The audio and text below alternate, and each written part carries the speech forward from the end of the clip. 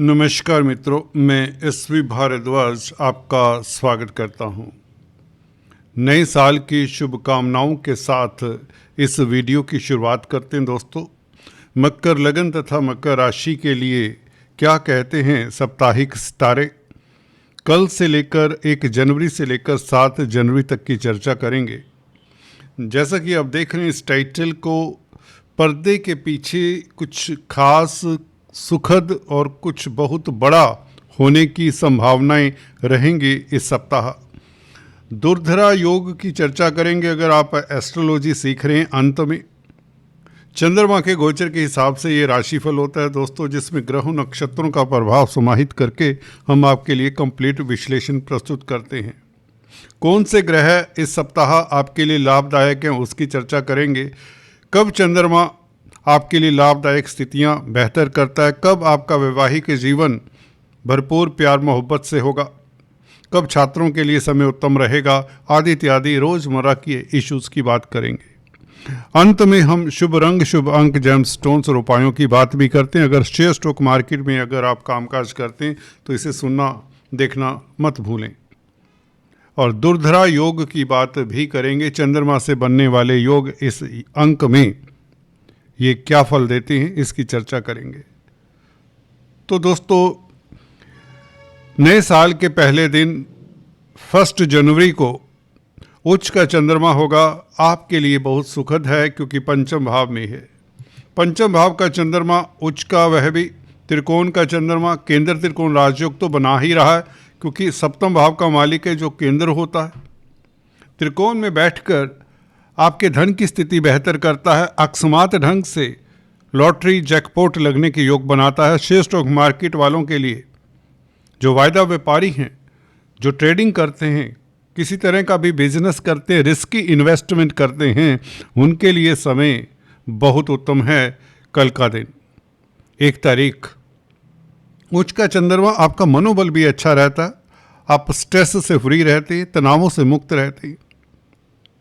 रोजमर्रा की आमदन बढ़ने के प्रबल योग हैं। आप कोई भी कार्य करते हों, आपका दाम्पत्य जीवन खास सुखद रहेगा। लव लाइफ बेहतर रहेगा। अपने प्रियतम प्रेयसी के साथ आपको अच्छा समय बिताने का मौका मिलेगा। छात्रों के लिए भी समय शुभ है। कोई ना कोई सुखद समाचार मिल सकता है साल की शुरुआत पर।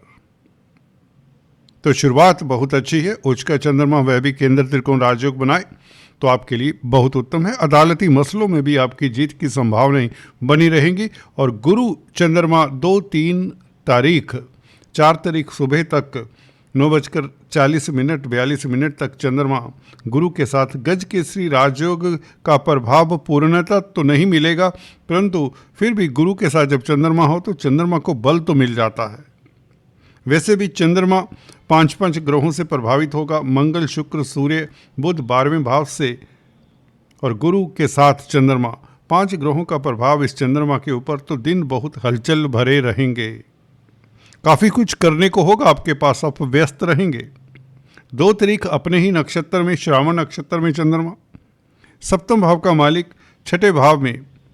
प्रतिद्वंदियों से आप काफ़ी आगे रहेंगे, या यूँ कहें किसी तरह की प्रतिस्पर्धा है, चाहे व्यापार है, बिजनेस है, नौकरी है, या इवन छात्र हैं, उसमें आप निश्चित तौर से अपने प्रतिद्वंदियों से काफ़ी आगे रहेंगे। आप शत्रुहंता रहेंगे कहीं तो। चंद्रमा यहाँ पर बली होता है, वैसे भी गुरु के साथ है। बैंकों से ऋण इत्यादि मिलने के योग बनते हैं। बैंकिंग प्रणाली में अगर कामकाज करते हैं, आर्थिक व्यवस्था के लिए कामकाज करते हैं तो बहुत अच्छा है। फाइनेंस से संबंधित कामकाज करने के लिए दिन बहुत उत्तम है। आप अच्छे काउंसलर, कंसल्टेंट साबित होते हैं। विदेशी कामकाज में आपको खास लाभ होगा। एक्सपोर्ट इंपोर्ट के कार्यों से खास लाभ होगा। कमीशन के कामकाज से लाभ होगा। बुध से दृष्ट है चंद्रमा, बुध कमीशन के कारक हैं। गुरु के संग है। निश्चित तौर से आप अच्छे दार्शनिक, अच्छे विजनरी साबित होते। आप अपनी फोरथॉट से अपनी प्लानिंग को स्टिक करने में कामयाब होंगे। 2 और 3 तारीख को आपकी योजनाएं सिरे चढ़ सकती हैं। 2 और 3 तारीख को अच्छे दिन है।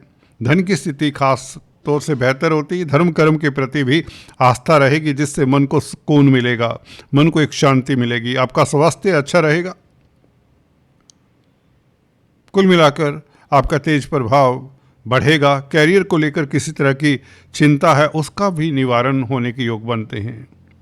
सर्विस रिलेटेड मैटर्स में कहीं अटके हुए तो उसका कोई सोल्यूशन मिल सकता है। तो बड़े संकट या कष्ट के कारण अगर परेशान थे पिछले कुछ समय से, तो उसका निवारण भी होता दिखता है।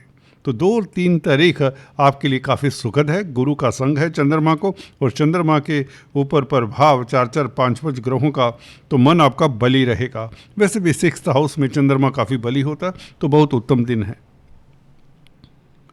4 और 5 तारीख चंद्रमा स्वग्रही, सप्तम भाव का मालिक सप्तम भाव में, ये अद्भुत राजयोग हो जाता है। पब्लिक में प्रतिष्ठा बढ़ने के योग, किसी तरह की गैदरिंग में जाने का, किसी समारोह में हिस्सा लेने का आपको मौका मिलेगा। समाज में प्रतिष्ठित व्यक्तियों का संग होगा और आपका रुतबा बढ़ेगा, आपका प्रभाव क्षेत्र बढ़ेगा, आपका कॉन्टैक्ट सर्कल कहीं तो बढ़ेगा। इस चंद्रमा के ऊपर मंगल का प्रभाव भी रहेगा। अष्टम दृष्टि मंगल की 12वें भाव से विदेशी कामकाज के लिए अच्छा है। निवेश के लिए दिन बहुत उत्तम है। 4 और 5 तारीख को, खासकर अगर 5 तारीख की बात करें, पूर्वा भद्रापद नक्षत्र में भी होगा चंद्रमा। ये गुरु का नक्षत्र है। गुरु आपके 12वें भाव के मालिक हैं, तृतीयेश भी हैं। छोटी बड़ी यात्राओं से व्यापारी वर्ग को लाभ होगा। मार्केटिंग के वर्ग को खास लाभ होगा। भाई बंधुओं का, मित्रों का, अड़ोसी पड़ोसियों का साथ मिलेगा। मानसिक बल के चलते आप अपने कार्यों को, अधूरे कार्यों को अंजाम तक पहुंचाने में सफल होंगे। एक्सपोर्ट इंपोर्ट के कार्यों से आपको एक्स्ट्रा धन लाभ होगा। भागीदारी में कामकाज करते तो दिन उत्तम रहेगा। वैवाहिक जीवन की बात करें तो वैवाहिक जीवन आपका खास मधुर रहेगा। प्रियतम प्रेयसी के साथ आपको एकांतवास में समय बिताने का मौका मिलेगा। रोजमर्रा की आमदन का ग्राफ कई गुना बढ़ने वाला है।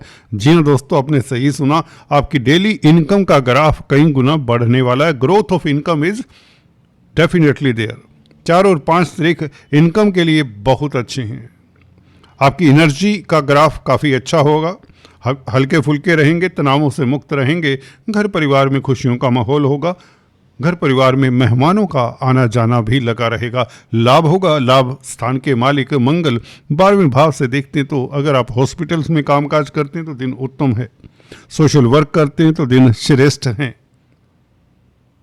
अगर धर्म कर्म के कामों में संलग्न है, धार्मिक संस्थानों के लिए कामकाज करते हैं, तो भी दिन खास रहेंगे। 4 और 5 तारीख आपके लिए लाभकारी है। अंततः अदालती मसलों में भी आपकी जीत की संभावनाएं बनी हुई हैं। 6-7 तारीख केतु के साथ चंद्रमा, अष्टम भाव का चंद्रमा थोड़ा सा कमजोर हो जाता है, परंतु मित्र क्षेत्र ही है, सूर्य की राशि में है। आपको बता दें, इस सप्ताह 3 तारीख की पूर्णिमा होगी।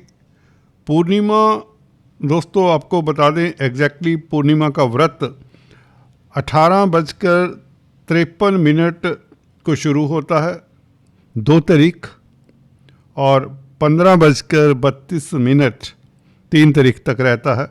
कहने का मतलब 3 तारीख को पूर्णिमा व्रत होगा, जो कि दोपहर बाद 3:32 तक रहेगा पूर्णिमा। क्योंकि सूर्य के समक्ष जब भी चंद्रमा होता है तो चंद्रमा वैसे ही पक्ष बली होता है। गुरु के साथ भी ये, तो जैसा कि बताया, आपका मानसिक बल उच्च कोटि का रहेगा। दोस्तों बात कर रहे थे केतु के साथ चंद्रमा की। अगर आपकी कुंडली में चंद्रमा पहले से कमज़ोर है, या किसी तरह का आपको केतु के साथ चंद्रमा होने से किसी तरह का स्ट्रेस होता है, एंग्शियस मोमेंट्स देखने को मिलते, तो कोई बड़ा डिसीजन ना लें। लंबी यात्रा अवॉइड करें। व्यापार को लेकर किसी डॉक्यूमेंट्स के ऊपर साइन ना करें, किसी के साथ कमिटमेंट ना करें। रूटीन के कार्यों के लिए दिन फिर भी श्रेष्ठ है, क्योंकि सप्तम भाव का मालिक है आखिरकार चंद्रमा। कुल मिलाकर केतु के बीज मंत्रों का जाप करें। ओम केम केतुवे नमः। गणपति की आराधना करें। 6 तारीख को गणपति को दूर्वा चढ़ाएं। किसी के मामलात में हस्तक्षेप ना करें, किसी के साथ बहस ना करें तो अच्छा होगा। अपने काम में मस्त रहें, अफवाहों के ऊपर ध्यान मत दें।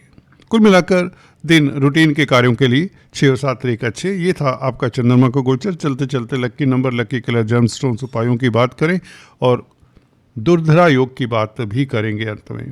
दोस्तों, शेयर स्टॉक मार्केट वालों के लिए सप्ताह क्योंकि बहुत उत्तम है, खासकर 1 तारीख और 4 और 5 तारीख आपके लिए जैकपॉट लगने की पूरी संभावना है। आपके लिए लकी नंबर रहता है दोस्तों 2, 11, 29।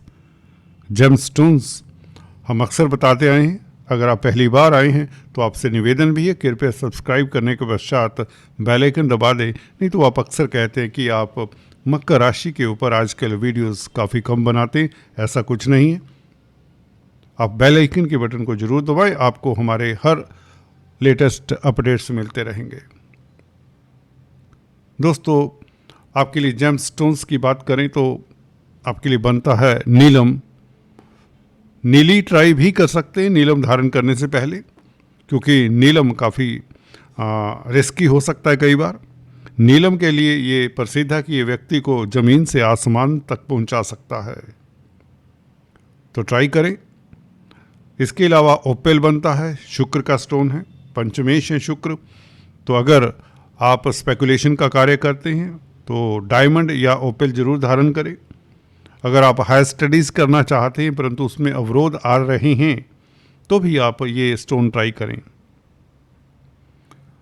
लव लाइफ के लिए भी ये स्टोन धारण किए जा सकते हैं। अगर लव लाइफ आपका बेहतर नहीं है, कई तरह के ये तकरार होते हैं। अगर आप ओपल या डायमंड कुछ भी धारण नहीं करना चाहते तो आपको शुक्रवार के दिन आटा, चावल, चीनी, मिश्री, सेंट, छोटी इलायची का दान करना चाहिए मंदिर में। और कनक धारा स्तोत्र का जाप करें तो और भी अच्छा, धन की स्थिति बेहतर होती, करके देखिए। जी हाँ दोस्तों, कनक धारा स्तोत्र का जाप करना शुभ रहता है। शुक्रवार सुबह सवेरे इसका जाप करना काफ़ी लाभकारी होता है। इसके अलावा आपके लिए पन्ना बनता है एमराल्ड, ग्रीन कलर का स्टोन है, बुध का स्टोन है। अगर बुध दोस्तों आपकी कुंडली में 9th हाउस में है या 12th हाउस में है, जो कि कालपुरुष की कुंडली में गुरु की राशियां आती हैं, 9th हाउस में धनु राशि और 12th हाउस में मीन राशि, तो आपको पन्ना धारण नहीं करना चाहिए। जब बुध 9th या 12th हाउस में हो तब आपको विष्णु सहस्त्र नाम का जाप करना चाहिए, ग्रीन वेजिटेबल्स का दान करना चाहिए, डॉग्स को फीड करना चाहिए, छोटी कन्याओं को बिस्किट इत्यादि बुधवार के दिन खिलाने चाहिए, पक्षियों को बाजरा या मूंग साबुत हरी दाल खिलाएं बुधवार के दिन, मंगलवार को भिगो के रख दें रात को और बुधवार सुबह खिलाएं तो अच्छा ये उपाय है। मछलियों को आटे की गोलियां भी खिला सकते हैं बुधवार के दिन। 108 गोलियां बनाएं राम नाम कहकर, ये उपाय भी कारगर होता है। अभी हम बात करते हैं दुर्धरा योग की। दुर्धरा योग दोस्तों, चंद्रमा से जब दूसरे घर में और 12वें भाव में ग्रह हों तो यह योग बनता है। सूर्य को इसमें शामिल नहीं किया जाता। सूर्य को छोड़कर अगर दूसरे भाव में चंद्रमा से आपकी कुंडली में ग्रह हैं और 12वें भाव में भी चंद्रमा से ग्रह होने चाहिए, आगे पीछे कहने का मतलब ग्रह हों चंद्रमा के, सूर्य राहु केतु को इसमें हम शामिल नहीं करते, तो दुर्धरा योग बनता है। इस योग में व्यक्ति काफ़ी रिच होता है, काफ़ी धनाढ्य होता है, सुखी होता है, तरह तरह के भोग करने वाला होता है, वाहनों का सुख होता है, चल अचल प्रॉपर्टी की भरमार होती है, इवन त्याग करने वाला होता है, जेनरस होता है, दयालु होता है, अच्छा इंसान होता है। तो ये दुर्धरा योग में पैदा हुए जातक के ऐसे लक्षण हैं। अगर आपकी कुंडली में भी चंद्रमा के आगे पीछे शुभ ग्रह हैं या बाकी शेष जो 5 ग्रह हैं सूर्य को छोड़कर, तो आप किस्मत वाले हैं। अगर चंद्रमा के आगे कोई ग्रह है तो यह सुनफा योग बनता है। चंद्रमा से दूसरे भाव में सूर्य को छोड़कर कोई भी ग्रह हो, राहु को छोड़कर, राहु केतु को छोड़कर, तो भी व्यक्ति धनी होता है, किस्मत वाला होता है। अगर चंद्रमा के पीछे कोई ग्रह हो, सूर्य को छोड़कर, राहु केतु को छोड़कर, तो भी व्यक्ति, ये अनफा योग बनता है। इस स्थिति में भी व्यक्ति कामयाब होता है, हालांकि उतना नहीं जितना दुर्धरा योग में। तो ये था चंद्रमा के बारे में कुछ राजयोग। नेक्स्ट अंक में कुछ इसी तरह के योगों के साथ उपस्थित होंगे। तब तक के लिए have a nice time, happy new year, God bless you, stay tune, अपना ख्याल रखें।